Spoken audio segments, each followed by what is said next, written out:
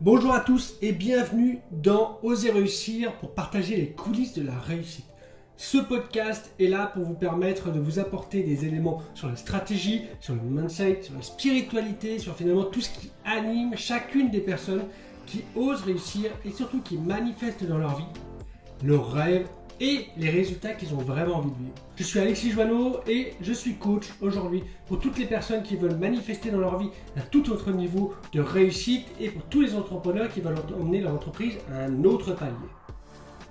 Oser réussir, c'est un podcast pour vous inspirer et créer une véritable transformation chez vous pour vous permettre d'avancer et d'aller chercher le prochain palier de votre vie. Et en attendant l'arrivée de cet épisode, je vous invite à mettre pause, mettre 5 étoiles sur la plateforme qui vous intéresse le plus et bien noter en commentaire ce que vous avez retenu de cet épisode. En attendant, à tout de suite de l'autre côté. Salut tout le monde, j'espère que vous êtes en forme. Aujourd'hui, c'est un bel épisode de podcast. On a rendez-vous avec PB. C'est une personne que je connais depuis un petit peu de temps, au moins sur les réseaux, parce qu'on ne s'est pas croisés souvent. C'est Et vrai. c'est une chance pour moi de l'avoir. J'espère en tout cas que ce sera une chance pour vous. N'hésitez pas à nous poser toutes les questions si vous avez besoin, pour y poser aussi vos questions directement. C'est quand même un métier un peu particulier, on va dire, un métier que je ne connaissais pas il n'y a pas très, très longtemps.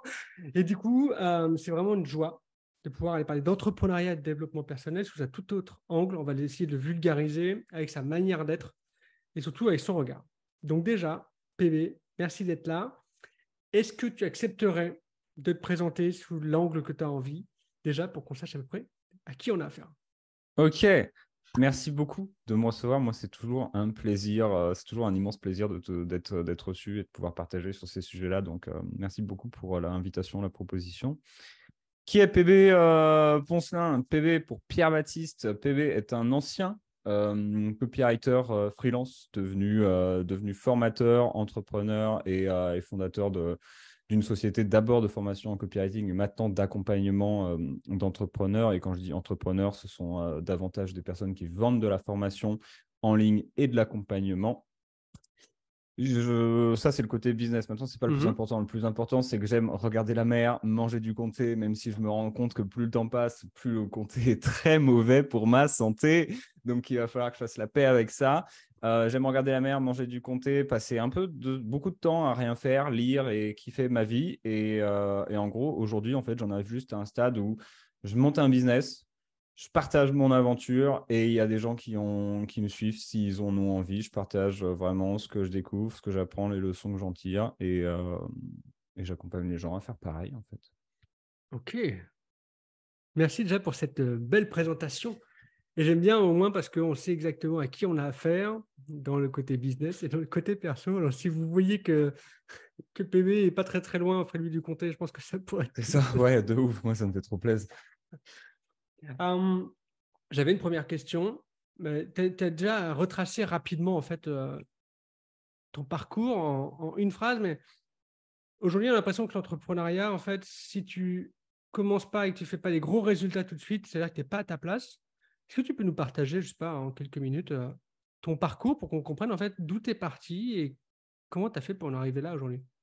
Ok. Il y a plusieurs enjeux dans ce que tu dis. Est-ce que déjà sur la remarque, si tu n'as pas tout de suite des gros résultats, c'est que tu n'es pas à ta place? Ça dépend.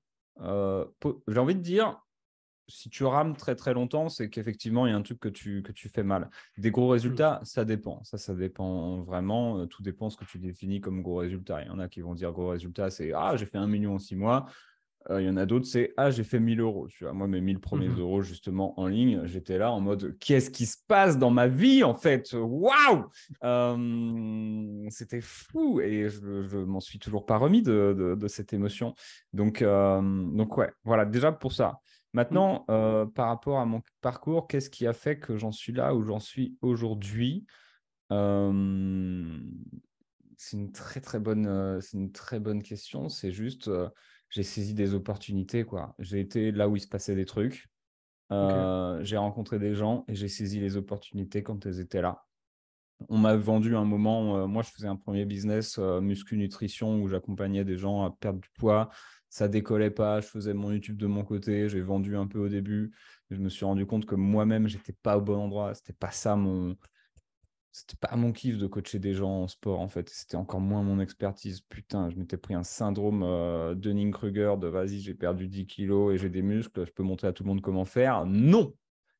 Pas du tout, c'est pas comme ça que ça marche. Et c'est d'ailleurs aussi pour ça, comme ça, que ça marche. Enfin, ça ne marche aussi pas comme ça, par exemple, dans le business, où par exemple, moi, j'ai fait 100 000 balles, même plus là, cette année dans le business, mais je ne peux pas tout montrer à tout le monde comment faire. On en parlait juste avant Hmm. en off par rapport à ma cible. Je peux montrer à certaines personnes comment le faire, je ne peux pas montrer à d'autres et c'est complètement OK. Et du coup, c'était saisir des opportunités. Donc, un moment, on m'a dit, tiens, tu as cette opportunité, il y a le copywriting, il y a de la demande là-dedans. Et moi, je savais que la conception-rédaction, puisque c'est le nom français de ce métier-là, c'était un truc qui m'appelait depuis plusieurs années. J'ai juste fait le lien entre les deux.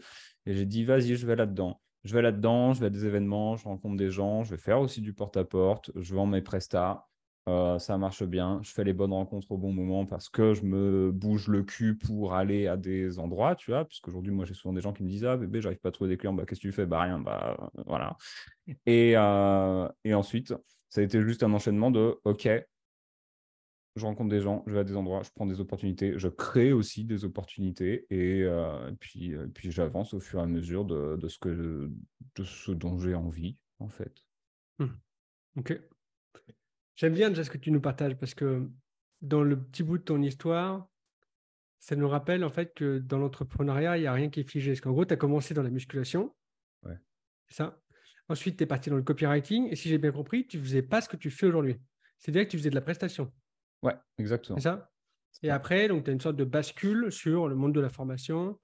Et après, peut-être une autre bascule récemment. C'est quoi qui t'a permis en fait de passer ces petites étapes au fur et à mesure? C'est-à-dire, À chaque fois, en fait, j'ai la sensation que à chaque fois, tu as été te heurter à soit un manque de résultats pour la musculation, soit quand tu étais prestataire de service, en fait, tu as été te heurter soit au fait que tu voulais gagner plus, soit parce que tu voulais offrir autrement ton expertise autrement. Je vais te poser des questions autrement. Comment tu l'as vécu, cette transition à chaque fois? ouais. C'est une bonne remarque, ce que tu dis. Effectivement, muscu nutrition, c'était à la fois un manque de résultats, mais il y avait des signaux verts et c'était plus en mode, bah, c'est pas ça pourquoi je suis fait, en fait, donc je vais faire autre chose, un truc qui est plus facile pour moi, en fait, c'est-à-dire montrer aux gens comment vendre, parce que ça, pour le coup, c'est quand Hmm. tu veux. Ensuite, dans la prestation de service, bah, tu fais des CA où tu passes de 1000 à 3000, à 8000, à 12 000 euros par mois. Là, tu te retrouves dans un stade où tu as quand même beaucoup de travail à 12 000 euros par mois quand tu es copywriter freelance. En tout cas, moi, j'avais beaucoup de travail. Il y a des choses que j'ai mal faites. Du coup, tu te dis, bah, j'ai envie de plus et j'ai envie de travailler moins. Donc, qu'est-ce que je vais faire? Bah, je vais faire une agence, en fait. Je vais recruter des gens. Parce que quelqu'un t'aura glissé au passage, tiens, pourquoi tu fais pas une agence? C'est vrai, ça, je vais faire une agence, ça va être marrant. C'est pas marrant. Du coup, tu arrives à un stade où tu es épuisé parce que tu continues de faire du taf, sauf qu'en plus, tu dois gérer des gens, tu dois gérer plus de clients, tu dois gérer plus d'emmerdes et tu fais même plus la partie sympa de ton métier, en fait. Donc, tu es là en mode, ah, vas-y, relou. Donc, qu'est-ce que tu fais? T'arrêtes. Pendant ce temps-là, moi, ça faisait un certain temps que, bah, déjà, quand j'ai lancé les premières formations, ça faisait un an que je coachais des entrepreneurs, des copywriters, pardon, en one-one, tu vois. Mhm. Au bout d'un moment, je me dis, écoute, j'ai de plus en plus de demandes. Les gens, ils veulent que je sorte une formation, un accompagnement, un truc. J'ai dit, tu sais quoi, j'arrête l'agence, on se casse et je lance les formations que tout le monde me demande depuis un an, tu vois. On lance ça, ça prend bien, mais tu vois, c'est pas forcément non plus un shift. C'était un shift qui s'est préparé sur 12 mois en amont. Tu vois, Ok. j'ai coaché des gens pendant 12 mois. On m'a fait de la demande pendant 12 mois. J'ai récupéré de la data pendant 12 mois. J'ai créé des process pendant 2 ans. Et après, je peux proposer quelque chose. Parce qu'il y en a qui aiment bien se lancer, dire, vas-y, je vais lancer une Mhm. formation alors que j'ai R. J'ai pas d'audience, j'ai pas de process, j'ai pas d'expérience, mais je vais lancer ma formation. Non, c'est pas comme ça que ça marche. Et ensuite, là, à la fin, le récent changement qu'on a fait, c'était plus un changement de cible, puisqu'on continue de faire de l'accompagnement. Après, moi, à titre personnel, dans la formation en ligne, je dois t'avouer que je commence un peu à m'emmerder. Tourner une formation, qu'il y en a déjà 10 000 sur le marché. Alors, tu vas forcément me Mhm. dire, ouais, mais les gens, ils veulent avoir ton point de vue sur les choses. Je fais, ouais, mais moi, j'ai pas envie de leur donner mon point de vue, je m'en branle. Moi, je veux juste accompagner des gens et être plus dans là, un modèle de groupe, comme on l'a fait avec le mastermind qu'on a lancé Mhm. récemment. Là, je lance une nouvelle offre juste après notre rendez-vous ensemble. Je vais tester un truc qui, moi, correspond davantage à la vision que je Ok. veux, c'est-à-dire faire des immersions où on est 5-6 entrepreneurs et juste mutuellement se pète la tronche en fait pendant 2 jours.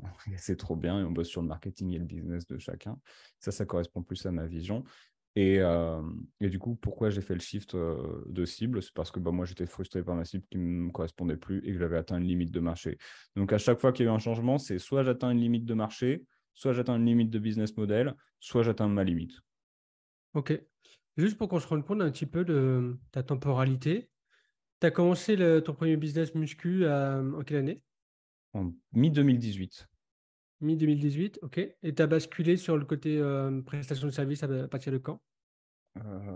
Prestat de service, en gros, de mi-2018 jusqu'à décembre 2018, je pousse le premier business et ensuite en janvier, direct, je fais le shift 2019. Ok, donc 2019. Et à partir de quand tu passes en agence? 2019, je pousse tout 2019, je passe en agence en septembre 2020. Ok. Et après, tu as un autre pivot sur plutôt Ouais, ta en septembre formation. 2020 en septembre 2021, j'ai fait l'agence pendant 1 an Ok, et ça m'a fait péter un boulon. d'accord, ok. Et est-ce que, enfin, qu'est-ce qui fait que ça t'a fait péter un boulon dans ton business? C'était un business qui ne me correspondait pas, tout D'accord, ok. simplement. Je devais manager des gens, j'aime pas ça, mais je ne savais pas, Mhm. tu vois, fallait que je le fasse Ouais, pour bien m'en rendre sûr. compte. Donc, j'aime pas manager des gens. Je suis nul en plus à ça, et j'ai pas envie de devenir meilleur.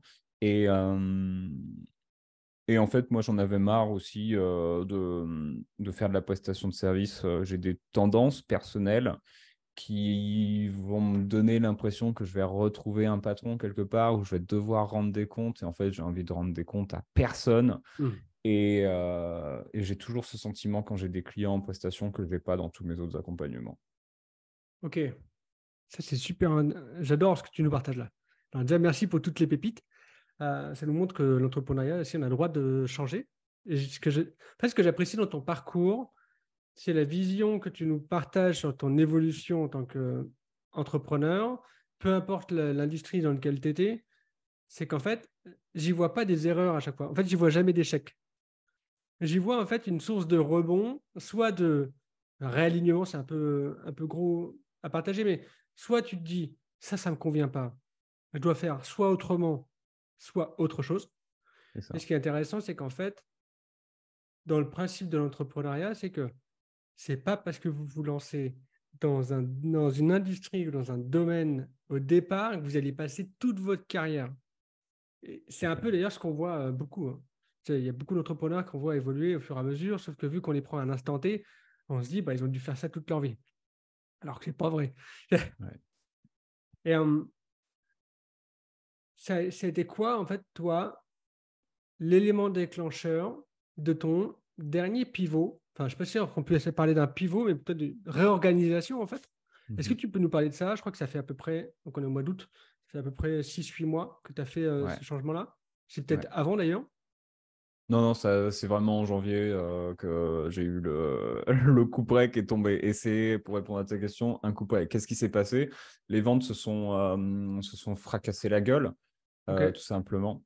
En gros, moi, j'ai eu ça faisait quelques mois déjà que j'avais des indices que mon marché était un peu moins porteur, tu vois. Donc, c'était les copywriters freelance, Ok. débutants pour beaucoup. Et c'est un petit marché. Il y a de plus en plus de concurrence, certes, mais ça reste un tout Mhm. petit marché. Et du coup, je lance, moi, mon programme il y a un peu plus d'1 an maintenant. Paf, on fait un lancement à 30 000 balles, c'est trop bien. Ensuite, on fait un lancement un peu plus tard, on se fait 20 000 balles, très bien, on est au top. Je refais un petit lancement en fin d'année, 10 000 balles, on est bien. Mais là, au fur et à mesure, je me dis quand même, je suis en train de former de plus en plus une cible qui ne me correspond plus parce que j'étais très très au contact en fait de cette cible et il y en a plein, Mhm. c'était quoi? C'était écoute moi PB, ce que je veux c'est avoir un client tranquille qui me dit ce que je dois faire et gagner 2 000 € par mois. Et là j'ai envie de lui dire bah ça s'appelle un taf salarié en fait et c'est pas l'entrepreneuriat et je n'ai pas envie de te parler. Et du coup, j'avais plus envie de parler, moi, à cette cible. Moi, je veux parler à des gens qui ont de l'ambition, qui veulent porter des projets et puis qui sortent les doigts du cul aussi, hein, tout simplement. Et ça, pour le coup, des clients, on en a plein. Et ça, c'est chez tout le monde, hein, c'est chez tous les formateurs, les gens qui sont là, qui sont des rêveurs, qui achètent et que tu vois jamais. Au bout d'un moment, c'est frustrant. En fait. Et ce qui s'est passé, c'est que les ventes, petit à petit, à la fois, les ventes se sont pété la gueule, à la fois, j'ai pas non plus forcé beaucoup pour vendre plus, tu vois, parce que j'étais là en mode, mais je veux plus les voir. Je pouvais plus les voir en peinture, en fait. Donc, en janvier, moi, je me retrouve dans une situation critique où le CA de la boîte se pète un peu la tronche, où j'ai pas mal de coups quand même. Et où je me dis, vas-y, de toute façon, j'en ai marre. Et j'ai une discussion en fait avec un pote dans le cadre d'un mastermind, d'où l'importance des masterminds, mon Dieu, de ces groupes d'entrepreneurs. Je discute avec un pote qui me dit, mais en fait, PV, là, tu es assis sur un marché où, donc ce marché des copywriters freelance, où si tu fais beaucoup d'efforts, tu vas faire 1 million de chiffre d'affaires. C'est-à-dire qu'en faisant un peu tranquille, tu vas faire 100 000, 200 000, ce que je faisais en fait. Ok. Et après, pour aller plus loin, il fallait vraiment s'arracher la gueule. Et il m'a dit, alors que tu pourrais aller sur des marchés où en faisant beaucoup d'efforts, tu vas faire 10 millions, et où en faisant pas trop d'efforts, tu seras entre 500 000 balles et 1 million. Et j'ai dit, oui, en fait, pourquoi je me fais chier à aller sur un marché qui est si petit et si peu porteur, surtout qu'il y avait l'IA qui arrivait, donc tout le monde qui était là en mode, j'ai peur. Du coup, j'ai fait, vas-y. Et puis, de toute façon, je ne me reconnais plus dans cette cible, donc je vais élargir ma cible à des entrepreneurs et partir de là et aller aussi me diriger vers des gens qui m'inspirent davantage, en fait, tout simplement. Ok. Comment on fait un pivot, comme toi, tu as pu le vivre au mois de décembre, janvier? Parce qu'en gros, tu as changé de cible. Ouais. Comment ça se passe dans la tête d'un entrepreneur lorsqu'on doit faire un pivot? Pas facile, hein. C'est une très bonne question. Est-ce On qu'on me peut l'a se mettre jamais dans la tête posée. de PB au mois de Ouais. décembre, janvier? Et Au mois tu nous de... racontes ouais. pas tes soirées parce que je pense que ça devait te bader un peu. Franchement, je me rappelle d'une soirée où j'étais vraiment pas bien du tout. Et merci à Spot d'avoir été là. Merci à Aline Bartoli et Charlotte Apieto d'avoir aussi toujours été là parce qu'elles m'ont vu vraiment dans un état où t'as pas envie, où vraiment j'ai rarement été, tu vois. Donc vraiment pas fou. Et, et qu'est-ce qui se passe dans ta tête à ce moment-là? En fait, tu as plusieurs enjeux. Tu as l'enjeu de te dire, tu es excité par autre chose par la suite. Tu es triste, tu es tellement triste de voir un de tes rêves qui s'éteint. Puisque moi, un de mes rêves, c'était de créer cette grande communauté de copywriters. J'étais très inspiré par une boîte au Canada qui s'appelle Copy Hackers. Et je me disais, putain, j'adore ce qu'ils font ça trop bien. Ils ont réuni des copywriters, ils les forment avec des trucs excellents. J'avais un peu cette vision-là pour la France.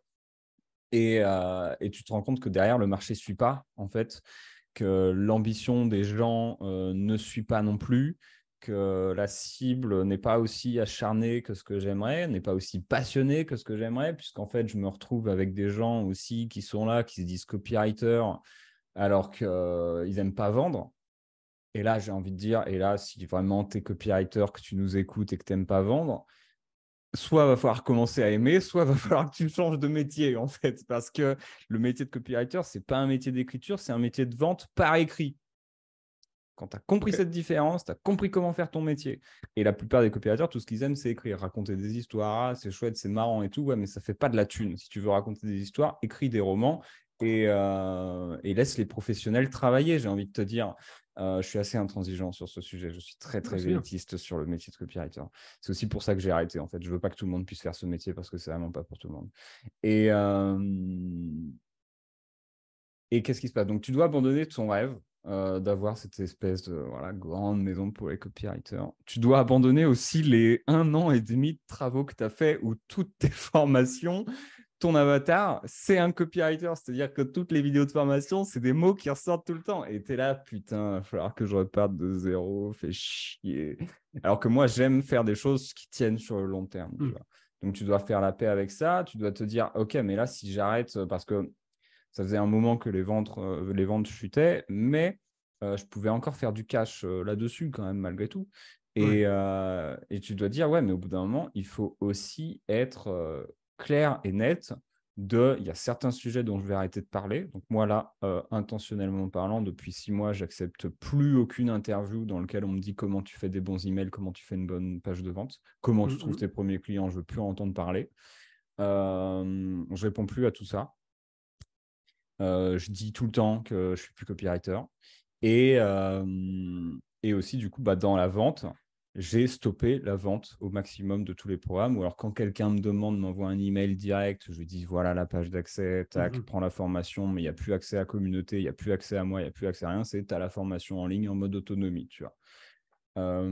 Parce que je veux plus être lié à ça. Mais tu dois faire la paix avec ça. Et tu dois aussi accepter ta peur de te dire, OK, je repars un peu de zéro.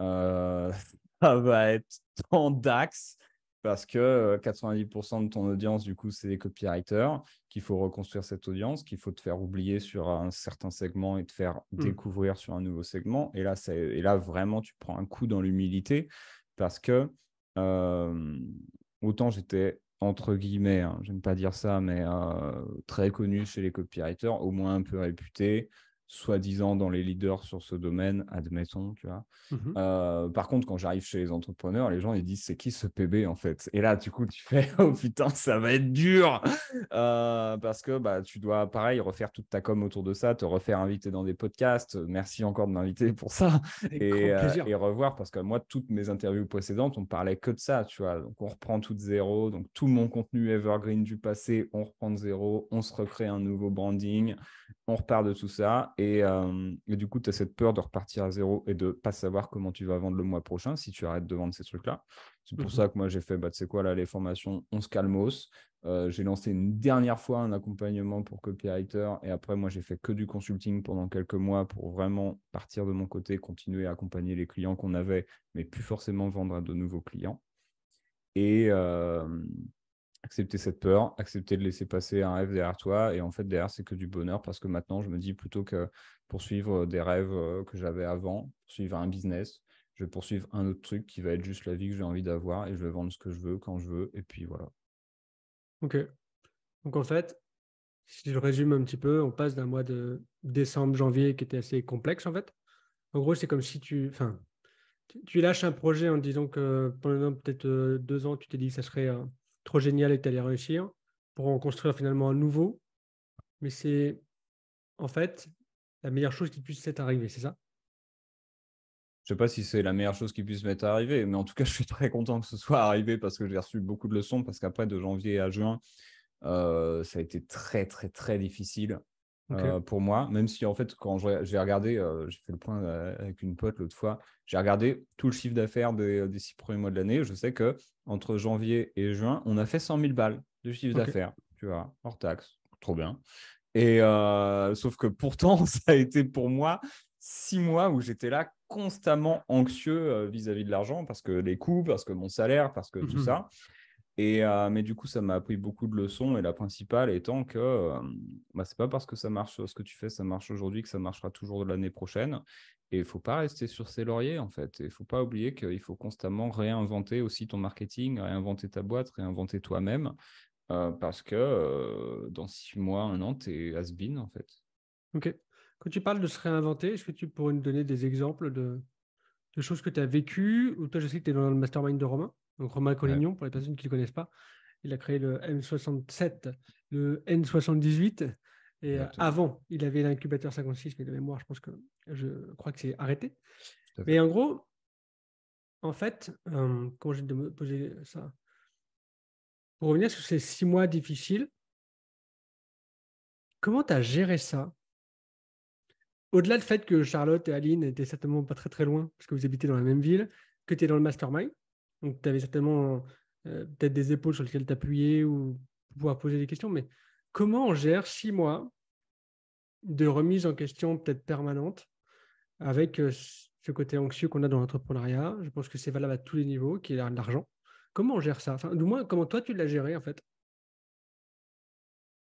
Beaucoup de rationalisation. Beaucoup, beaucoup de rationalisation. Justement, tout à l'heure, on en parlait, tu as ce stress qui est là, un peu des chiffres, tu vois. Tu te Hmm. dis, ah putain, j'ai pas rentré beaucoup de thunes et on est le 20 du mois, par exemple, et là, niveau vente, on n'est pas fou. Enfin, dans ton esprit, tu n'es pas fou. Qu'est-ce que tu fais? Tu ouvres ton tableau comptable, tu regardes tes entrées et tes sorties. Déjà, paf, tu fais redescendre la pression. Et quand tu es un pas trop mauvais gestionnaire quand même, tu te rends compte qu'en fait, ça va. Tu te dis, OK, il y a ça en trésor. OK, c'est bon en fait.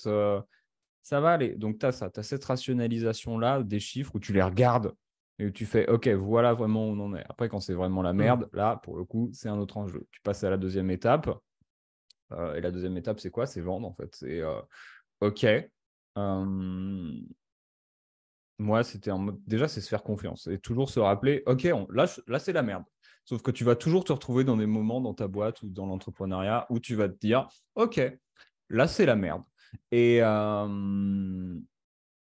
et soit tu te dis, bah, je vais échouer, soit tu te dis, bah non, de toute façon, je m'en sors toujours. Alors, ça faut faire attention de dire je m'en sors toujours parce que le but, c'est pas de se reposer toujours sur ses lauriers non plus. Mais derrière, bah, tu te bouges le cul. En fait, derrière, tu envoies, tu envoies, tu envoies. Et surtout, surtout, surtout, t'arrêtes de te poser des questions. La clarté, elle vient avec l'action. Donc, la remise en question, c'est de l'action, de l'action, de l'action. J'ai tenté plein de trucs pendant ces 6 mois, plein de types d'offres. J'ai vu des trucs qui marchaient, qui me convenaient. J'ai vu des trucs qui marchaient, qui me convenaient pas. J'ai vu des trucs qui marchaient pas, qui me convenaient. Dommage. Et j'ai vu des trucs qui me convenaient, qui marchaient pas et qui me convenaient pas. Et du coup, très bien. Et juste, voilà, tu es dans l'action, tu vends, tu vends, tu vends, tu te poses pas la question de ce que vont penser les gens, tu n'en as rien à foutre. Tu testes des offres. Si les gens ils disent, ah, je comprends pas, PB, il lance des trucs tout le temps, bah, rien à foutre en fait. Ouais, je lance des trucs tout le temps parce qu'il y en a qui foirent et il y en a qui marchent. Et, et voilà. Ça, c'est le deuxième élément. Et le troisième élément, c'est de te rappeler que tes émotions, c'est comme des maladies, en fait. C'est comme un rhume. Quand tu n'es pas bien, quand tu as de l'anxiété, c'est pas toi, ça ne te définit pas, c'est juste une émotion qui te traverse. Et moi, je me rappelle de soirées où je suis là, tranquille, assis devant une série, tu vois, dans mon salon. Je regarde et tout à coup, il y a une phrase dans la série qui me rappelle un truc au niveau du business. Et là, montée d'anxiété, crise d'anxiété. Et là, tu es en mode, tu as ton corps qui est en alerte. Ça va pas du tout, en fait. Qu'est-ce que tu fais? Tu dis, OK, j'ai reçu cette information. J'ai aussi l'information qu'il est, tu regardes l'heure, il est 23 heures, donc tu es un peu fatigué, donc tes défenses, elles sont un peu mauvaises. Juste avant, tu as mangé quand même des trucs un peu gras, un peu sucrés, donc c'est pas non plus idéal. Tu sais ce que tu vas faire, tu laisses passer, tu respires, ça va aller. Tu vas te coucher, et puis cette émotion, tu vois, on verra demain si elle est encore là. Et demain, elle est plus là en général. Elle revient le soir d'après, mais tu la retraites de la même manière. J'aime bien. J'aime bien ton approche. Ça rappellera à tout le monde qu'en fait, euh, tout au cours enfin, tout le long de notre parcours, en fait, on sera toujours face à nos émotions. Les émotions, c'est aussi des petits coucous pour nous dire peut-être que tu ailles voir un petit peu pourquoi tu réagis comme ça. Mais surtout, ton émotion, ça veut dire c'est surtout un point à traiter en disant c'est pas forcément la réalité de ce que tu vis. Par exemple, tu parlais de tes émotions, tu regardes ton, ton tableau comptable et tu prends conscience que finalement, l'émotion, peut dire qu'elle n'a rien à foutre ici, mais Ouais, elle ne répond pas au même truc. Donc, toi, si exactement. tu nous parles de tes 6 derniers mois, tu as lancé plein d'offres, tu as testé plein de choses. Il y en a qui ont fonctionné, il y en a qui n'ont pas fonctionné. Au mois de juillet de mémoire, tu as ouvert, enfin, tu as commencé le mastermind, parce que tu avais dû Ouais. le vendre avant.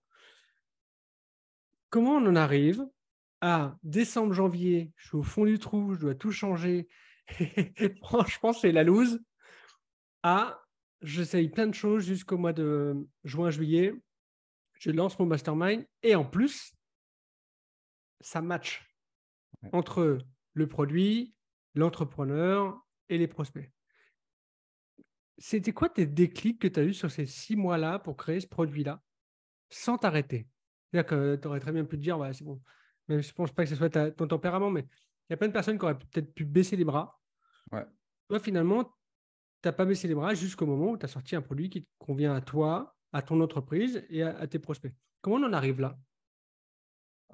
Déjà, effectivement, on baisse pas les bras parce que moi, pour le coup, baisser les bras et reprendre un taf, par exemple, c'est pas une option en fait. Je préfère vraiment, j'étais dans des situations où parfois j'étais là en train de me dire, je préfère me jeter du 8e étage que reprendre un taf. En fait, ça n'arrivera pas. Ça n'arrivera pas. C'est mort. Donc, qu'est-ce que tu fais? Tu cherches des solutions. Tu contactes des banques pour faire des prêts. Tu cherches des solutions par tous les moyens possibles et imaginables. Tu recontactes des gens, tu vends. Tu fais tout ça parce que ça n'arrivera pas. Ce n'est pas une option. L'échec n'est pas une option, en fait. Enfin, l'abandon n'est pas une option. Ça, c'est vraiment des questions de résilience aussi, où il y a vraiment des moments où je me suis retrouvé dans une situation où j'étais là, OK, tu as ton loyer à payer, tu as tout ça, tu as zéro filet de sécurité. L'échec n'est pas une option. Donc, il faut envoyer. Et après, pour en arriver au mastermind, c'est un peu. Donc, j'avais testé plein de petites offres, des petites formations, des petites choses comme ça, voir un peu tester le marché. Je crée beaucoup de contenu depuis janvier sur Instagram aussi pour me reconstituer une visibilité sur Instagram, puisque moi, j'étais très visible sur LinkedIn. J'ai dit LinkedIn, c'est quand même le paradis des copywriters. Donc, on va peut-être arrêter de trop traîner par là-bas. Je continue de poster tous les jours dessus, mais c'est des contenus qui viennent d'Insta. Et maintenant, je pousse davantage du coup Insta parce que ma cible est là-bas et beaucoup moins sur LinkedIn du coup. Et donc, tu as ça. Et ça, peut-être que si j'avais lancé le mastermind en janvier, ça n'aurait pas marché, tu vois, parce que ça n'aurait pas fait 6 mois que je développais une audience sur ce que je partageais. Puisqu'après, beaucoup de gens dans le mastermind m'ont dit « Ah ouais, moi, j'ai pris un appel avec toi là parce que j'aime bien ce que tu partages. » Ça faisait 6 mois que je partageais ça, tu vois. 6 mois que je travaillais ce truc-là. Avant, peut-être que ça aurait été mort. Ce qui est drôle sur le mastermind, c'est que c'est une offre que moi, je veux lancer depuis plus d'1 an et que j'avais peur de lancer. Comme n'importe quel entrepreneur qui, quand c'est un projet auquel il tient, si ça ne marche pas, tu as vraiment le seum, donc tu préfères ne pas le faire. Évidemment, parfois, il faut aussi un peu refaire péter ce blocage. Et en fait, au bout du compte, ce qui s'est passé, c'était, j'avais pas du tout prévu de le lancer, ce mastermind, à ce moment-là. C'est qu'au début, j'ai dit, bah, tu sais quoi, je vais faire du coaching one-one. J'ai fait un appel, j'ai fait un email sur ma liste, j'en ai parlé sur Instagram, j'ai fait 3-4 appels pour du coaching one-one. J'ai pas trop réussi à vendre mon coaching one-one parce que je le vendais un peu n'importe comment. J'étais un peu là en mode, bah, je t'accompagne, quoi. Et je faisais zéro effort. Donc, j'ai dit, OK, c'est peut-être pas idéal, en fait. Par contre, en discutant avec les gens, je récupérais quand même de la data sur leurs désirs, leurs frustrations. Et au final, je me suis dit, et puis après, mon coaching one-one, il est cher. Ça démarre à 5000 balles. Du coup, je me suis dit, OK, les gens ne voient pas la valeur. Donc, je fais mal mon taf de vendeur en plus. Pas du tout. Mais c'est que du coup, j'imagine que je n'ai pas très, très envie de le vendre, ce coaching one-one, au fond de moi. Et j'ai récupéré ces datas et je me dis, putain, tous les gens que j'ai en appel, ce qui serait chambé, c'est de les mettre tous ensemble parce qu'ils ont des expertises trop complémentaires que moi, je n'ai pas forcément toutes. Donc, j'ai dit, tu sais quoi, au bout de 24 heures, franchement, je commence les appels lundi. Lundi soir, je me dis, et si je faisais un mastermind, en fait? Et mardi ou mercredi, je lance un Loom sur toute ma base, on lance le mastermind et c'est parti. Ok. Parce que ça m'excitait beaucoup. Mais il y a un truc qui est très très marrant. C'est parce que, dit comme tu le partages, c'est simple. C'est-à-dire que, non mais c'est là où je trouve ça super intéressant ton partage. C'est que, vu de l'extérieur, on a l'impression que tu as eu des gens au téléphone, tu t'es rendu compte que l'individuel, ça ne matchait pas forcément, mais que tu pouvais créer plutôt un groupe. Donc, du coup, tu as fait ton Loom, tu as lancé et tu as vendu. Sauf que c'est ça qui est ultra intéressant pour moi dans l'entrepreneuriat. En tout cas, c'est un truc qui me passionne. On voit jamais la partie vraiment en dessous de la ligne qui est en fait tout le travail que tu as fait pendant 6 mois. C'est ça. C'est qu'aujourd'hui, n'importe qui ne peut pas dire « Ah tiens, moi aussi, je vais lancer un mastermind alors que j'ai 10 personnes dans mon audience. » Non, ça faisait 6 mois que du coup, je postais du contenu tous les jours, que je parlais de certains sujets, que je parlais plus d'autres sujets, que, encore une fois, j'allais sur certains podcasts et que du coup, le mastermind, c'était un succès du jour au lendemain après 6 mois de travail, en fait. Tu vois. Ok, j'adore ça. Et un truc super intéressant que tu nous as partagé aussi, c'est que le mastermind est né de la fusion entre toi, ton kiff, c'est-à-dire, je pense, réunir les gens autour du comté, peut-être. En tout cas, pour pouvoir apporter ton expertise dans le business.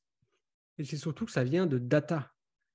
Et à un moment donné, moi, c'est le constat que j'ai fait depuis que je suis lancé et que toutes les personnes que j'ai pu coacher, c'est qu'en fait, le point limite le plus important dedans, c'est la data. C'est savoir en fait de quoi a vraiment besoin ton client cible, ton prospect, ton avatar, hein, tu t'appelles comme tu veux, pour en fait lui proposer quelque chose qui va à la fois l'attirer et à la fois aussi lui rendre service. Parce que vendre pour vendre, ça sert strictement à rien. Parce que l'une des forces des plus belles entreprises qu'on a dans l'infoproduit et dans tout le business en général, c'est quand même la rétention. C'est-à-dire que tu revends régulièrement aux mêmes personnes.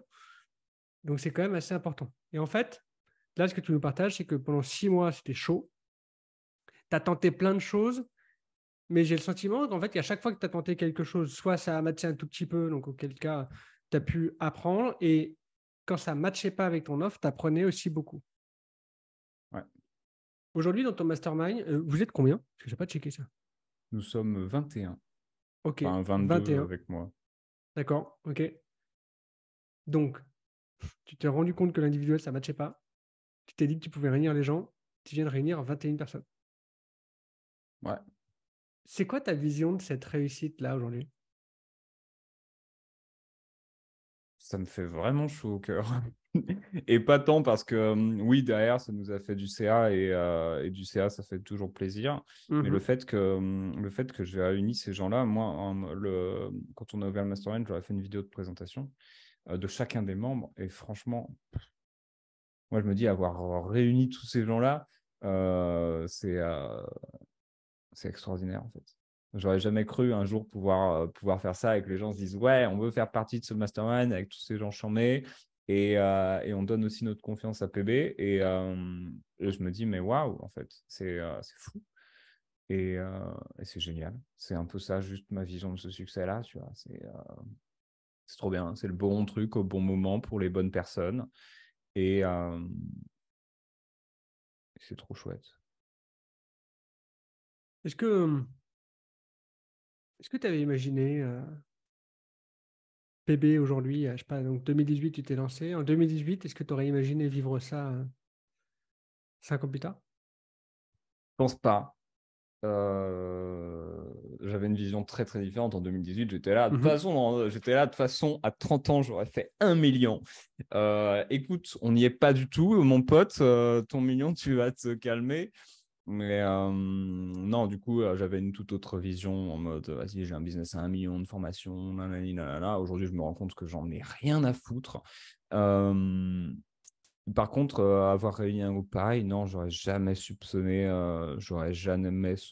ça, en fait. Puisqu'à l'époque, Ok. j'étais plus, mon ambition, c'était plus faire un max de thunes. Aujourd'hui, c'est plus faire un max de kiff, en fait. Et puis derrière, il y a de la thune, c'est chouette, hein. On va pas Mhm. dire, on va pas cracher dessus. Mais, euh, mais c'est ça ma boussole maintenant, tu vois. Ok.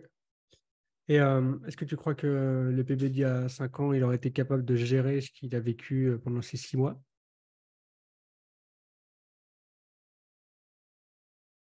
Mais il avait pas ses potes, donc ça aurait été très compliqué pour sa gueule quand même, hein. Est-ce qu'il aurait été capable? Non, il aurait géré autrement, je pense. Il aurait pas eu.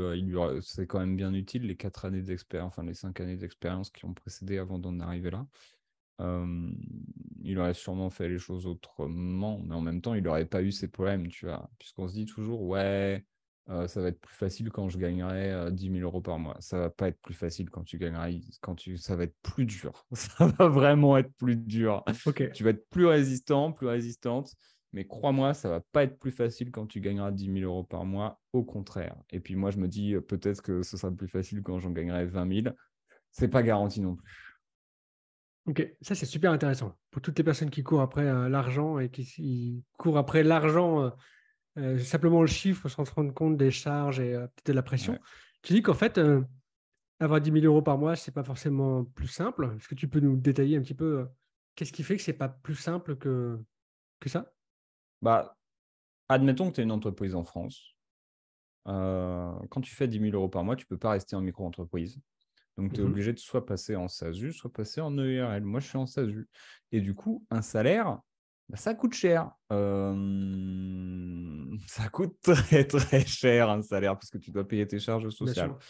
sûr. Moi, j'ai pas forcément un énorme salaire, mais déjà, bah, en SASU, tu doubles en fait. Si tu te payes 2000 Mhm. balles, tu prends 80% de 2000, donc 1800, donc c'est 4800 qui sortent de ta boîte, tu vois. Donc c'est au moins 4800 à faire rentrer chaque mois, Mhm. plus des outils, plus des prestataires, plus les masterminds, hein, parce que c'est bien les masterminds, mais ça coûte Ouais. cher. Et tu as tous ces enjeux qui font que c'est pas plus facile. Bien sûr, si j'avais pas eu le mastermind, j'aurais été très large en termes de CA, mais c'est une décision que j'ai prise, tout simplement. Ouais, bien sûr. Et voilà, mais non, c'est pas forcément plus facile. Et puis, tu t'habitues vite, hein. Aujourd'hui, moi, quand j'ai une vente à 500 balles qui tombe, je me dis, c'est une vente à 500 balles. Tu vois. Quand j'ai une vente à 5000 balles qui tombe, je me dis, ah, c'est un peu pas mal là. Mais franchement, moins de 1000 balles, ça n'existe pas quasiment dans ta tête. Alors, il ne faut pas oublier la valeur que c'est pour la Bien boîte. sûr. Mais quand je sais que quand je me suis lancé, je gagnais 500 balles, j'étais là en mode, waouh, ma vie va changer. Tant que j'étais en micro-entreprise, ça allait. Quand tu es en entreprise, 500 balles, tu es là, oh, ok, ça paye les outils, quoi. Voilà. J'aime bien cette approche, mais tu vois, pour l'esprit de vulgariser l'entrepreneuriat, c'est que en fonction du statut que tu as, et donc du coup de l'évolution du chiffre d'affaires, c'est plus du tout la même vie. Et c'est d'ailleurs Ouais. un gros gap qu'on voit aussi pour les personnes qui passent du statut d'auto-entrepreneur à un statut qui est autre, soit URL, SASU, SAS, c'est vous qui choisissez. On n'est pas là pour débattre les statuts, mais simplement, en fait, ça vous change la vie parce que la réalité pour laquelle on est confronté, c'est pas du tout la même. Non, clairement pas. Et toi qui as fait cette bascule-là, comment on gère cette bascule-là d'un point de vue de la pression, de l'anxiété? Comment on le vit en fait? Hmm. Bah, on se dit, ah, ça y est, je suis un vrai entrepreneur. Au début, on se dit ça. Et puis après, on Mhm. se dit, ah, bah, je vais pas me payer pendant 6 mois. Moi, c'est ce que j'ai fait, en fait, quand je suis passé de micro-entreprise à SASU. Je me suis pas payé pendant 6 mois. J'ai vécu sur mes économies pour garder la thune dans la boîte et continuer d'investir. Et comment on gère ça? C'est une bonne question. On gère pas. On fait avec quelque part un petit peu. C'est bah écoute, maintenant j'ai des charges si je veux me payer un salaire, j'ai mon comptable, j'ai des comptes à rendre par rapport à ça. Euh, du coup, j'ai des enjeux de, de calcul importants à faire. Bon, après, c'est mieux Mhm. parce que tu peux investir plus aussi. Tu vois, quand tu es en micro-entreprise, que tu te prends, que tu fais 70 000 balles à l'année et que tu prends les impôts dans la gueule derrière, ça pique un peu quand même. Euh, En entreprise, tu te fais toujours un petit peu imposer, ça c'est sûr, mais différemment quand même. Et tu ne te fais pas imposer effectivement sur tes dépenses, en fait, déjà. Mhm. Donc voilà. Mais après, Ok, comment tu gères? Juste, tu go with the flow, quoi. j'aime bien ça. PB, il a une particularité. C'est pas une particularité, il n'est pas unique sur le marché à faire ça. C'est que c'est pas le type d'entrepreneur qui à la fois a besoin et ressent le besoin de travailler 80 heures par semaine pour développer un business qui fonctionne. Et j'aime bien l'approche que j'ai pu entendre dans certains podcasts. Alors, si je ne me trompe pas, tu travailles entre 25 et 27 heures par semaine. Plutôt 20-25. 20-25, ok. Ouais, 20-25. Quand tu nous dis 20-25, tu mets quoi dedans? Voilà, si tu veux, je sors mon toggle, hein. Là, si je te prends un exemple sur les 2 derniers jours, sur les 3 derniers jours, lundi, j'ai bossé 4h46, mardi, j'ai bossé 45 minutes, mercredi, j'ai bossé 5 heures et aujourd'hui, j'ai bossé 2h30. Il y a quoi dans mes tâches? Nous avons lundi, ah ouais, lundi, j'ai pas trop trié, c'est un peu de la merde. Lundi, j'ai fait un peu de traitement d'email et choses comme ça, un petit peu de créa de contenu, suivi des membres du mastermind, réponse aux questions, Mhm. choses comme ça. Parfois, ils m'envoient des trucs à relire, je m'en occupe. Mardi, je me suis formé et puis j'étais vraiment pas en forme. Du coup, j'ai dit que je n'allais pas travailler. Du coup, j'ai arrêté de travailler au bout de 45 minutes et j'ai passé la journée au lit parce que j'étais vraiment pas bien. Parce que la semaine dernière, en fait, j'ai beaucoup fait la fête. Et du coup, c'est pas idéal. Et maintenant, à 30 ans, il te faut 10 jours pour te remettre de 2 soirées. Hier, j'ai fait des relectures, donc de pages de vente, email, trucs comme ça pour les membres du Mhm. mastermind. J'ai fait 2 appels deux appels pour un recrutement. Et voilà. Et après, moi, mon contenu, ça me prend à peu près 30 minutes par jour, tu vois, donc ça va. Ok, Et aujourd'hui, j'ai fait 1h30 de coaching, 1 heure pour écrire une newsletter. Et là, du coup, on a ça. Et après, je sais que j'ai encore 1 heure de coaching qui va suivre après. Demain, j'ai 2 heures de consulting et puis après, je pense que je vais faire 2, 3 petites tâches de gestion en 1 heure et puis après, je prendrai ma journée, tu vois. Ok. Comment tu expliques que toi, tu arrives à t'organiser comme ça et à générer du CA, alors qu'il y a des personnes qui travaillent 2, 3 fois plus que toi? Parce qu'il y a des gens qui veulent faire 2 à 3 fois plus de CA que moi, ça c'est sûr. Peut-être que si je travaillais plus, j'aurais plus de résultats. Tu vois, Ok. je pourrais faire des vidéos sur YouTube. Moi, j'aimerais bien faire des vidéos sur YouTube, mais finalement, là, je vais plus le faire par passion et ce ne sera pas dans mes horaires de travail. Mais pour l'instant, je ne le fais pas parce que flemme. Je pourrais peut-être travailler plus sur Instagram, faire plus de vidéos, plus de choses, mais aujourd'hui, j'ai le strict minimum. En fait, j'ai les 20% de travail qui m'apportent 80% de mes résultats, mais aussi parce que mes offres sont pensées d'une manière où bah, je vends cher. Donc, forcément, derrière, le CA est vachement plus haut. Tu vois, tu as plein de gens qui Mhm. vont s'évertuer à bosser 90 heures, à avoir une audience de 1000 personnes et à sortir toutes les semaines des petits produits à 50 balles. Faut pas s'étonner si tu travailles trop et que tu n'as pas d'argent. En fait, vends plus cher, tu vois, c'est aussi bête que ça. Et après, qu'est-ce qui explique ça? Bah, je suis quand même un peu feignant. Et bah, quand certains trucs marchent et que tu n'as pas besoin d'en faire des tonnes, alors qu'il y en a, ils ont l'impression qu'en en faisant plus des tonnes, ça va avoir plus de résultats. Tiens, je vais faire plus de Mhm. ça, je vais monter des nouveaux tunnels, je vais faire encore plus de lead magnet, plus de lead magnet, plus de lead magnet, plus de lead magnet. Tiens, je vais faire un nouveau lead magnet encore. Ça me rend ouf. Surtout qu'en plus, les lead magnets, ce n'est pas forcément ce qui rapporte le plus de résultats. Tu vois, tu as plein de curieux qui vont télécharger plein de trucs. Moi, c'est reçois mes emails. Suis-moi pour moi, en fait. C'est tout ce qui Mhm. m'intéresse. Et derrière, j'ai des gens carrément plus qualifiés, donc ils vont me donner plus d'argent aussi. Bingo. Les 20% qui apportent 80% des résultats. Et tous les autres un petit peu visiteurs, bah, je m'en fous, en fait. J'ai pas de lead magnet pour eux, et puis tant pis pour eux. Et, euh, et c'est tous ces éléments-là, en fait, qui, accumulés, font que bah, à la fin, mon business, ça ressemble à quoi? Un post par jour, du coaching, mais j'en prends pas trop. Du coup, j'ai Mhm. des tarifs élevés, forcément. Pourquoi il y en a qui font 70 heures? Parce qu'ils ont 30 heures de coaching à 30 balles. En même temps, c'est normal aussi si tu n'as pas d'argent. Et bon, à 30 balles, j'exagère, c'est plus du 70 en général. Et, euh, et ils sont là à s'évertuer, à faire, je sais pas ce qu'ils font en fait. Je sais pas. Je me Mais c'est l'explique super pas. intéressant. C'est pour ça que je t'ai posé la question, parce qu'en fait, tu es la preuve vivante, et je sais que tu n'es pas le seul à faire ça, parce que j'en connais quelques-uns qui ont cette stratégie-là de faire pas forcément 35 heures ou 40, 60 par semaine. C'est pas pour autant que leur business ne fonctionne pas. Mais j'ai le sentiment, en fait, que toi, c'est pas forcément que tu fais le strict minimum, en tout cas, ça, c'est mon regard. C'est tu fais ce qui te rapporte des clients. Ouais, Un très très bon poste qui dure, que tu prends, toi, tu as une demi-heure ou moi peut-être 1 heure à faire. S'il te rapporte 1, 2, 3, 10 clients, c'est le plus important. c'est ça. Le truc après, le blabla, en plus pour faire ouais, je vais te dire ça comme ça, pour faire croire en fait que tu travailles, mais tu fais croire à toi-même en fait Ouais, que tu travailles, bah, c'est une perte de temps, c'est une perte d'énergie. c'est Tu as ça. déjà essayé de travailler plus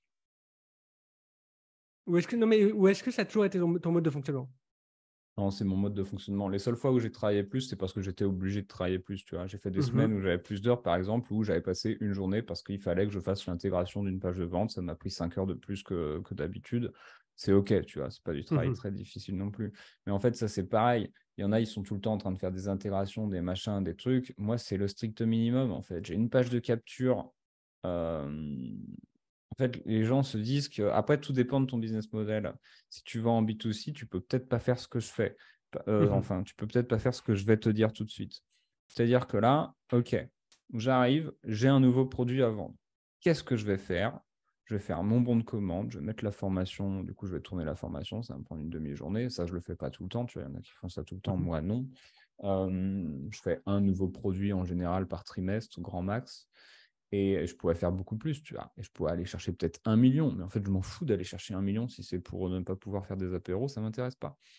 Et certains te diront, ouais, mais c'est le petit effort qui fait que tu te sentiras mieux l'année prochaine. Ouais, mais l'année prochaine, je serai peut-être mort, en fait. Donc, en fait, j'ai pas que ça à foutre d'attendre d'être au cimetière, d'attendre d'être le plus riche du cimetière, ça ne m'intéresse pas.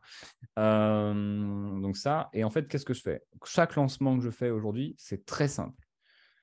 Je prépare mon offre, j'ai mon bon de commande, j'écris un texte sur Notion. Ou alors, je fais juste une présentation de l'offre sur Notion et je fais 5 emails de vente ou moins ou plus. En tout cas, en général, ça ne dépasse pas 5-7 emails. Et j'ai mon lancement. D'autres, qu'est-ce qu'ils vont faire? Ils vont être là à faire une super grosse recherche. Ils vont aller écrire soit une super page de vente, soit pas. Ils vont passer des heures sur le design, sur leur truc pour designer un truc de fou. Moi, je te fais un Notion et j'en parle plus, en fait. Et ils vont essayer de trop en faire, alors que parfois le minimum suffit. Moi, ça va parce que j'ai des gens qui sont habitués au marketing. Je peux t'envoyer une page Notion et te dire c'est bon, achète en fait. Ouais. Quand tu es sur du B2C, donc vraiment des customers, par exemple, tu es dans la séduction, peut-être que ça ne marcherait pas. Peut-être que les gens se diraient c'est super chelou son machin. Peut-être que si. Aujourd'hui, tu as des modèles Notion qui peuvent aller très très vite pour faire une bonne page de vente. Tu n'as qu'un seul élément qui, moi, aujourd'hui, me permet de faire ça, en fait. C'est terrible de revenir à ce sujet-là, mais le seul élément qui me permet de faire 20% d'efforts et 80% de résultats, là où les autres mettent tous les efforts dans les 80%, de faire du design, de faire des vidéos, de faire ci, de faire ça, c'est quoi? C'est juste la maîtrise du copywriting. Apprends à faire du copywriting et à vendre. Juste ça, tu vois. Et tu as besoin de rien d'autre, putain. Et c'est vraiment le 20% d'effort, commence par là, qui fait que tu vas éliminer tout le reste, en fait. Regarde mes posts sur Instagram, putain, c'est du texte blanc sur un fond noir. Il y en a qui marchent, il y en a qui rendent les gens fous, il y en a qui ne marchent pas. Je m'en fous, je poste tous les jours. Tandis que tu as d'autres personnes qui vont passer 3 putains d'heures à déjà trouver l'idée, la mettre en forme, et ensuite 3 nouvelles putains d'heures à mettre ça en page sur Canva. Putain, moi, mon poste, je ne le mets même pas en page sur Canva. J'ai un outil qui me fait ça en 5, même pas. Je donne l'URL d'un tweet, ça me le transforme en photo. C'est la fin du game, en fait. Quelle est la différence entre un post qui est super designé, machin chouette, où tu passes des plombes, et le post que moi je fais à l'arrache, mais qui du coup me rapporte un peu d'abonnés, mais des abonnés super qualifiés. Euh, la maîtrise du copywriting. Donc, si ça t'intéresse, il y a un truc que tu dois faire, c'est ça, quoi. Pour maîtriser ton copywriting, c'est quoi les conditions? Bah, apprendre à vendre, du coup, c'est-à-dire apprendre un peu la psychologie humaine. Et Mhm. après, c'est vraiment des mécanismes qui sont basico-basiques, hein. Quand j'ai lancé le mastermind, je ne me suis pas fait chier. J'ai fait des appels avec les gens. J'ai récupéré leurs problèmes, numéro un, leurs frustrations, leurs désirs, leurs objectifs. Ok, j'ai récupéré ça plein de fois. J'ai écrit 3 pages de notes sur tout ça. Le problème des gens, c'est qu'ils veulent tout le temps vendre ce qu'eux, ils trouvent bien, tu vois. Sauf que derrière, Mhm. toi, en tant que client, tu n'en as rien à foutre. Toi, en tant que client, tu veux qu'on te parle de tes problèmes. Et 3 pages de notes, ok, j'ai synthétisé ces 3 pages de notes en une dizaine de tirets, tu vois. J'ai mis désir, ça, objectif, ça, problème, ça. Paf! J'ai mis ça sur une page Notion. J'ai dit, ok, peut-être qu'aujourd'hui, tu es dans telle situation. Peut-être que tu as ça comme objectif. Voilà l'offre que je te fais. Et comment je fais pour faire une bonne offre? Bah, j'ai appris à faire des bonnes offres. Ça fait partie du copywriting et du marketing. Et puis, fin, quoi. Puis voilà. Puis Ok. peut-être que ça marche, peut-être que ça marche pas. Mais du coup, si ça marche pas, tu fais autre chose. Tu recommences. J'aime bien parce que tu as synthétisé un point essentiel dans l'entrepreneuriat pour le vulgariser et pour rappeler aux gens ce que c'est véritablement l'entrepreneuriat. L'entrepreneuriat, c'est résoudre un problème Oui, et le vendre et vendre la c'est ça. solution. C'est ça. C'est tout simple, mais que vous soyez dans le business en ligne, si vous êtes des entrepreneurs qui êtes plutôt dans le monde, on va dire, physique, à chaque fois, c'est le même principe. Par exemple, vendre une cuisine, c'est parce que les gens ont des problèmes avec leur cuisine. La problématique, c'est ça. La solution, c'est une nouvelle cuisine. Vous n'êtes pas bon en copywriting, parce qu'on en parlait là. OK, bah, c'est le même principe. Votre problème, c'est le copywriting. Votre objectif, c'est d'apprendre à vendre. Moi, dans mon job, votre problème, c'est que vous êtes bloqué parce que vous avez un plafond de verre, vous avez des blocages, des freins et autres. On vous vend une solution qui est du coaching. Si vous voulez développer à la fois votre réseau et développer des compétences pour faire booster votre business à un autre niveau, on vous vend un mastermind. J'exagère. Mais à chaque fois, si vous êtes entrepreneur et qu'aujourd'hui vous dites ouais, mais c'est quoi mon 20-80? Votre 20-80, c'est de savoir c'est quoi le putain de problème de votre client et c'est Résoudre. quoi son objectif. Une fois que vous avez ça, bah après, à vous de packager une offre et arrêter de vous attendre que dès la première, ça va matcher. Il y a Ça. forte chance que ce ne soit pas le cas. C'est C'est ça. vraiment une Et, réflexion. et vendez juste au téléphone, en fait. C'est le meilleur moyen. Les gens, ils sont là, ouais, je veux pas parler à mes clients. bah, tes clients, ils vont pas vouloir te donner de l'argent. Voilà, c'est l'échange, tu vois. Donc, c'est aussi bête que ça, mais ouais, c'est ce que tu as dit, résout un problème. Et très important, vends aux gens ce qu'ils veulent. Vends aux gens ce qu'ils veulent. Vends pas ce que toi tu veux, vends aux gens Mhm. ce qu'ils veulent. Et toi, tu adaptes ça pour que ça te corresponde potentiellement derrière au niveau de la livraison, mais juste vends aux gens ce qu'ils veulent. Arrête d'essayer de nous refourguer ta passion ou ton machin chouette dont les gens n'ont rien à foutre, en fait. Ça, je kiffe. Et ça, j'aime bien l'approche et c'est pour me rappeler que dans l'entrepreneuriat, vous devez comprendre la problématique et proposer une solution. Et dans la psychologie de la vente, c'est vendre ce que les gens veulent et donner ce dont ils ont besoin. C'est ça. C'est, c'est vraiment un paradoxe. Il y a beaucoup de gens qui disent non, mais c'est pas possible et tout. Non, en fait, la prise de conscience, on n'en a strictement rien à faire. Puisque le premier niveau de conscience de notre prospect, c'est qu'est-ce qu'il lui il a envie d'atteindre. 1 million, 50 000, il a envie d'avoir travaillé un peu moins, il a envie d'être mieux émotionnellement, gérer ses émotions. OK.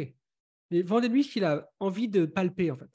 Et puis après, si vous découvrez que sa problématique, elle vient pas de là, bah, vous allez lui donner ce dont il a besoin. L'objectif, c'est Exactement. qu'il y ait un résultat à la fin. La manière dont vous procédez, c'est propre à vous. La manière dont vous amenez votre prospect du point A au point B, c'est autre chose. Même si ce n'est pas ce qu'il est venu acheter, vous allez lui donner exactement ce dont il a besoin pour qu'il atteigne son objectif. Et limite, on pourrait synthétiser l'entrepreneuriat là comme ça, quoi. C'est vraiment Ouais, ça. c'est vraiment ça. Et après, c'est qu'une question de. Pour moi, là, parce que c'est un peu un déclic que j'ai eu cette semaine en lisant Ryan Holiday, The Obstacle is the Way, très très bon livre. C'est qu'une question d'ego, en fait. Les gens qui veulent pas faire ça, c'est juste parce qu'ils ont un ego. Ils vont dire, mais non, j'ai pas d'ego. Déjà, si tu commences à dire ça, il y a un problème. C'est une question d'ego. Non, je veux vendre ce truc-là. C'est ça qui me convient. Et bah ouais, mais ton public cible, il s'en branle. Donc, tu mets ton ego au placard, tu vends aux gens ce qu'ils veulent. Et voilà, point barre. J'aime beaucoup. Très bonne approche. En tout cas, j'espère que tout le monde pourra noter les petites informations par rapport à tout ça. Si tu avais quelques conseils, toi, que tu aurais bien aimé qu'on te donne il y a quelques années, ou je sais pas, il y a quelques semaines, quelques années, quelques mois, j'en sais rien. Quelques conseils qu'on t'a donnés et tu t'es dit là, ça pourrait vraiment aider beaucoup de personnes. Euh,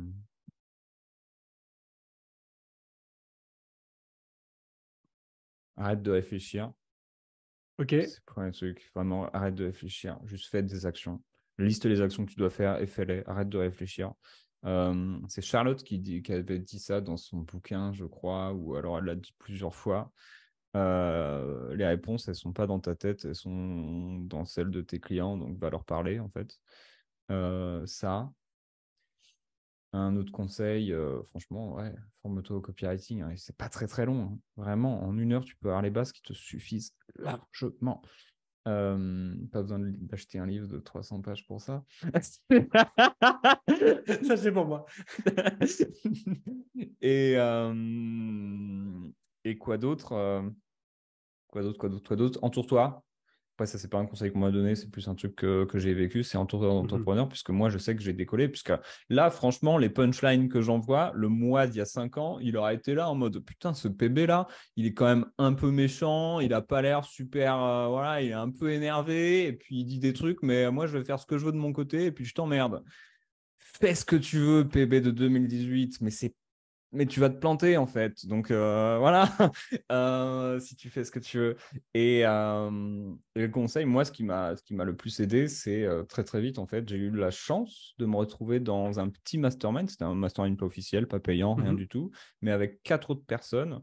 Qui étaient à des niveaux progressivement plus avancés que moi. C'est quelqu'un d'un peu plus avancé, quelqu'un d'encore un peu plus avancé, quelqu'un d'encore un peu plus avancé. Et la personne qui était plus avancée, elle faisait vraiment du market hardcore, en mode, elle avait une boîte à plusieurs millions et en gros, c'était une boîte de génération de leads, d'achat d'adresse email, tu vois.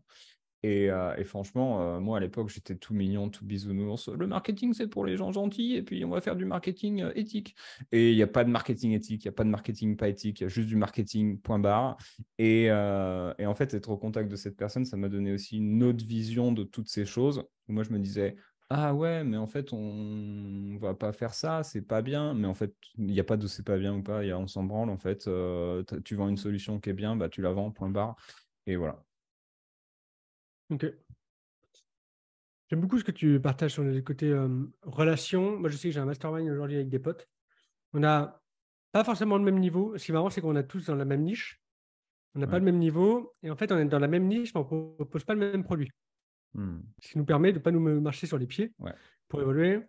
Et parfois, on se dit, en fait, moi, j'ai un truc, je pourrais rajouter un truc par rapport au conseil que toi, tu donnes, mais c'est demander de l'aide. C'est Que vrai. ce soit dans votre réseau proche ou pas. Franchement, ça, c'est un truc qui m'a changé la vie il y a à peu près un mois. Alors, je le faisais déjà, mais maintenant, je suis beaucoup plus focus là-dessus. Demander de l'aide. Des fois, ça va être un non, des fois, ça va être un oui. Et vous allez vous rendre compte que, franchement, dans l'entrepreneuriat, j'ai l'impression que c'est tellement difficile qu'en fait, il y a quand même beaucoup de personnes qui nous donnent soit des tuyaux, soit des astuces ou qui répondent à nos questions. Alors, tout le monde ne le fait pas. Parfois, c'est parce qu'on appartient à un certain réseau. Mais franchement, vous pouvez demander de l'aide. Et votre réseau, c'est ce qui va vous nourrir, en fait. C'est clair. À chaque fois que vous allez être entouré de personnes qui sont dans le même milieu que vous, pas, je ne parle pas de la même industrie, je parle juste de la même manière de raisonner dans l'entrepreneuriat déjà, vous allez vous rendre compte qu'en fait, il y a des gens qui vont savoir ce que vous vivez. Parce que l'entrepreneuriat, c'est quand même vivre 10 vies en une année. C'est, tu passes de tout va bien, ça va plus, c'est la merde, non, voilà. Pendant une année, on vit 10 vies et elles se reproduisent à l'infini. Donc, C'est demandez clair. de l'aide. Et votre réseau, que ce soit entre amis, ou alors des réseaux comme PB lui propose avec son mastermind, avec le mastermind dans lequel toi tu peux être dans la M67 de Romain. Je pense qu'au-delà du travail qu'on fait en tant que chef d'entreprise sur notre marketing, notre business et le développement, je sais que j'avais discuté avec Charlotte qui me partageait entre est-ce que je garde de l'argent, entre avoir de l'argent et avoir un réseau qui est le plus important pour elle. Elle me partageait que c'était avoir un réseau. Et en fait, c'est la prise de conscience que j'ai eue moi aussi cette année, c'est de me rendre compte que l'argent, bien sûr, on est là pour en faire, on est là pour vivre déjà et pour générer de l'argent en fonction de ses objectifs et ses ambitions. Mais avec un réseau, on peut faire des x2, x3, x10 dans notre CA grâce à ça. Donc, C'est clair.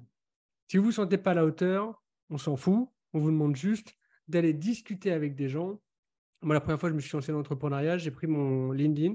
J'ai pris le LinkedIn de personnes que je connaissais qui étaient entrepreneurs. J'ai ajouté des gens. Je leur ai demandé de discuter parce que je savais que c'était ultra nécessaire. Donc, le réseau, et je sais que toi, tu es bien entouré, et demander de l'aide. Est-ce que tu as un dernier conseil à partager à ces personnes-là qui sont entrepreneurs ou qui se disent, tiens, j'aimerais bien y aller?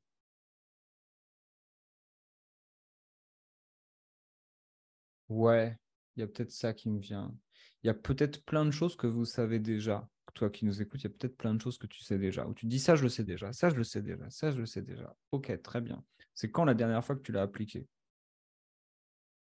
Et c'est tout, en fait. Si tu me dis, bah, il y a hier, je te dis, parfait, tu fais bien ton taf. Si c'est il y a 6 mois ou si c'est jamais, eh ben, on s'en fout que tu le saches déjà. L'important, c'est que tu le fasses. Ok. Alors là, je pense que ça mettra une claque à beaucoup de personnes. Et s'il y a des coachs qui nous écoutent, c'est pour tous les coachs qui nous donnent des conseils mais qui ne les appliquent pas. Aussi, ouais. Voilà, ça c'est fait.